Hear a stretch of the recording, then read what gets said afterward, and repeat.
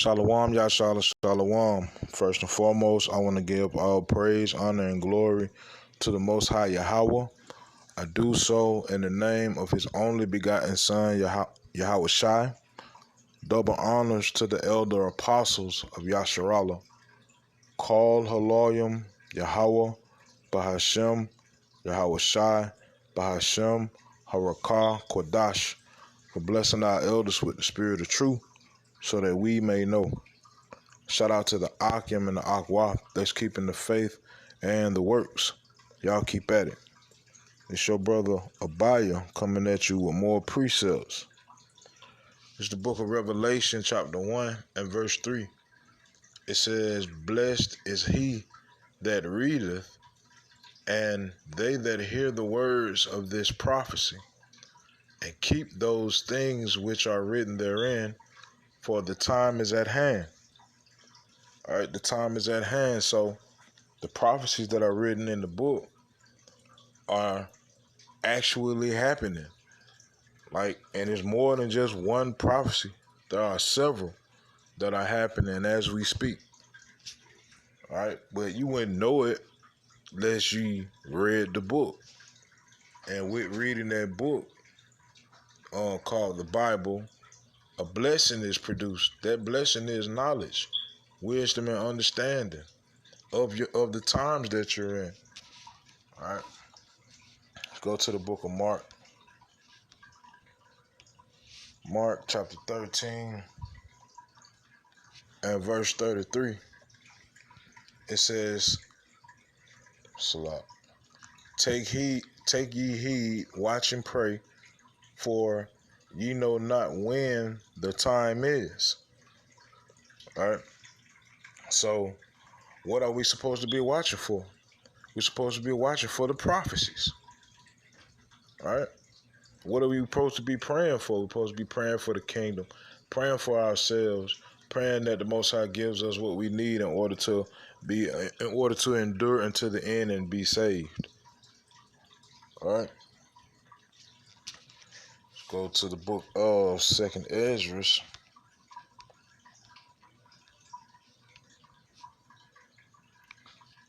chapter 9. From the top.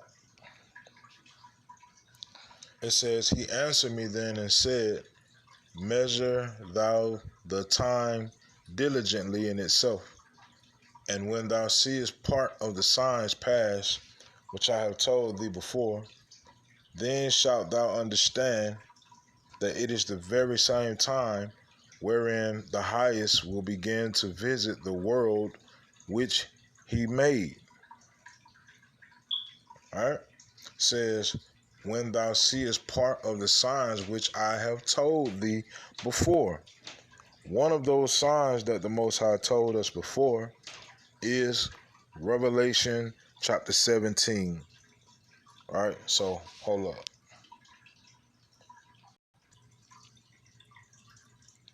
This is the book of Revelation chapter 17, from the top. "And there came one of the seven angels which had the seven vials, and talked with me, saying unto me, Come hither, I will shew unto thee the judgment of the great whore that sitteth upon many waters, with whom the kings of the earth have committed fornication, and the inhabitants of the earth have been made drunk with the wine of her fornication." This script has come out several times, right? Several times. And it's because the Most High said that the plagues will hit this earth in phases, like a woman in travail, like a woman giving birth. But it'll get more intense and closer and closer. All right. Let's see. I'm gonna drop down to verse 15. It says, "And he saith unto me, The waters which thou sawest where the horse sitteth are peoples and multitudes and nations and tongues. And the 10 horns which thou sawest upon the beast, these shall hate the whore, and shall make her desolate and naked, and shall eat her flesh and burn her with fire." NATO, EU. All right. They're going to turn on the whore. All right. So with that being said, Of German Bundestag elections amidst the new Cold War coming up in the show. As Russia's Nord Stream 2 pipeline takes center stage in German elections and amid a nuclear row between France, the USA and Britain, we ask Germany's former permanent representative to NATO if the organization is dying. And what can the bloody history of Berlin tell us about German politics today? We investigate the story of a city. All this and more coming up in today's Going Underground, but first, as the international community awaits tomorrow's news of whether a more progressive government has been elected in Europe's largest economy, Germany, some are characterizing the nuclear feud between France, the US and Britain as a crisis for NATO. Joining me now from Berlin is Germany's former permanent representative to NATO, Ambassador Joachim Bitterlich. Thank you so much, Ambassador, for coming on. The world may be waiting for that election tomorrow. I got to ask you, what have you made of, say, Macron's response to the nuclear submarine deal made apparently in secret between Washington, Canberra and London? Entirely understandable, this reaction, and I think between allies and friends such a procedure is not at all acceptable, and therefore you have to see clearly the reaction, let's say, of EU heads of governments and of EU Commission. It's normal. But let's say there are commercial aspects. It seems the Australians have not been really satisfied in the last years by the approach of the French. And please don't forget, the whole situation, at least the perception in the area, has changed in the last years. And China is, in the perception of the Australians as of others, is the threat for the whole region. And therefore, I think it was normal to some extent that they have been consulting, let's say, friends from the past. And it's normal. But they should have talked about this to the French, because the French could have offered to the same solution, nuclear submarines. But on the other hand, let's say, the term was clear up to the US to underline, let's say, to reassure to some extent their allies and friends in the Indo-Pacific area.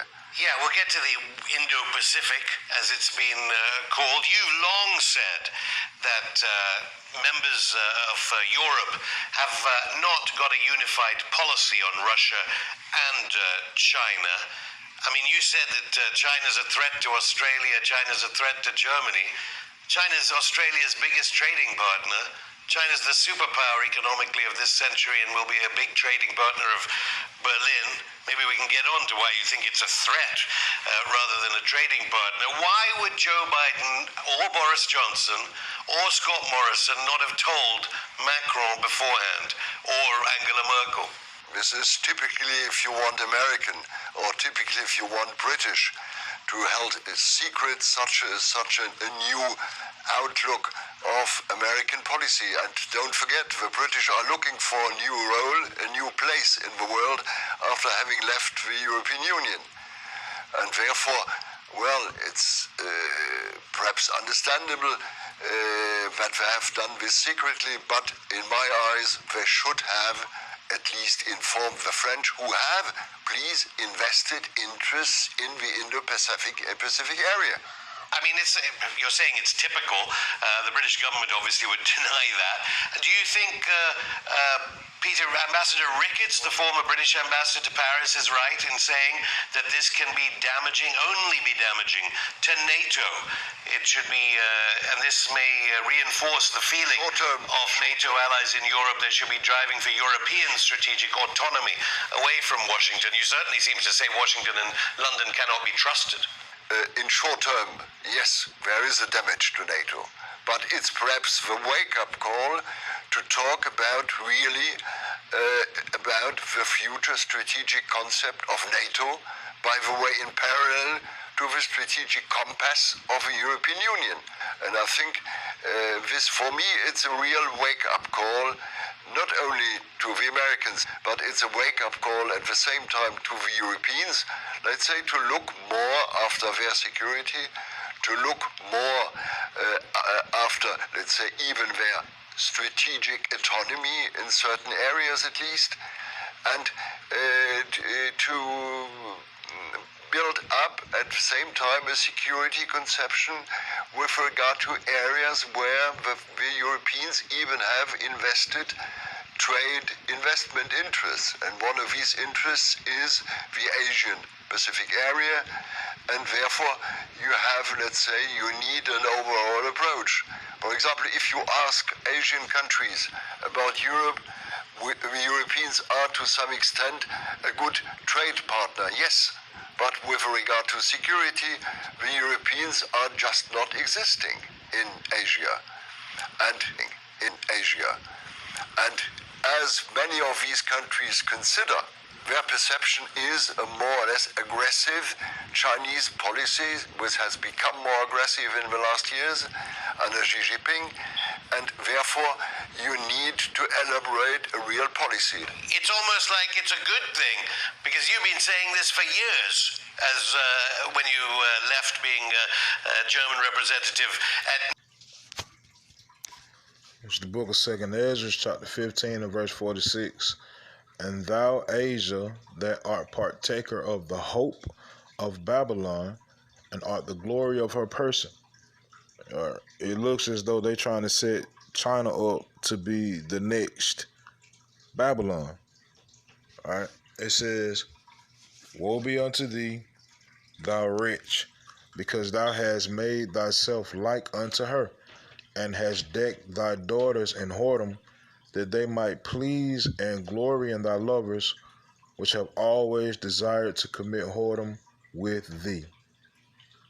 Thou hast followed her that is hated in all her works and inventions.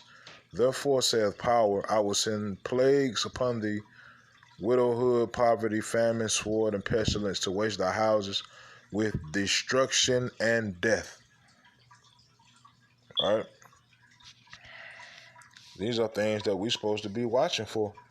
And like I said earlier, script says the plagues is not going to hit at one time, then that's it. It's going to be several plagues, or several of the same plagues over and over and over again. It's just going to get worse and worse and worse.